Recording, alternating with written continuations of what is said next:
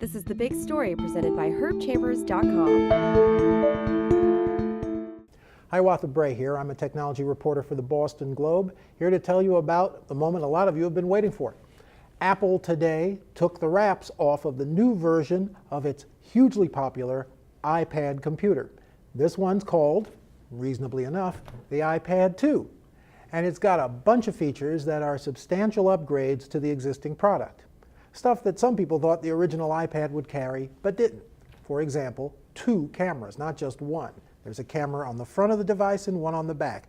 That means it should be possible to use it not only to take pictures of other things, but to do video conferencing for yourself. In addition, it's got a much more powerful processor, dual core, designed by Apple themselves. It ought to deliver much better performance. And it's thinner and sleeker. From what I've heard from people who've touched it, I'm here in Boston and haven't had a chance to get my hands on it, it's supposed to be substantially lighter and more comfortable than today's iPad. So now they come out with the new version, the iPad 2. It's got all these additional features. It's thinner, it's got more power, it's got more cameras. What did they do with the price?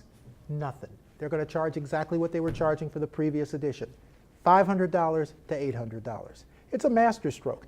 One significant aspect of today's announcement was that one of the people who made it was Steve Jobs. Yes, the CEO of Apple, who took a medical leave in January, showed up on stage to introduce the new iPad. He said he'd worked on it so hard that he couldn't bear being away from the company and his new product.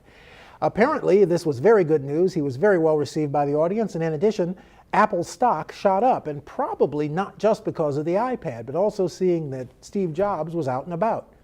Very few companies, maybe in the history of American business, are so dependent upon one guy's skill and charisma, and everybody seeing Steve Jobs in action seems to have cheered up investors quite a lot.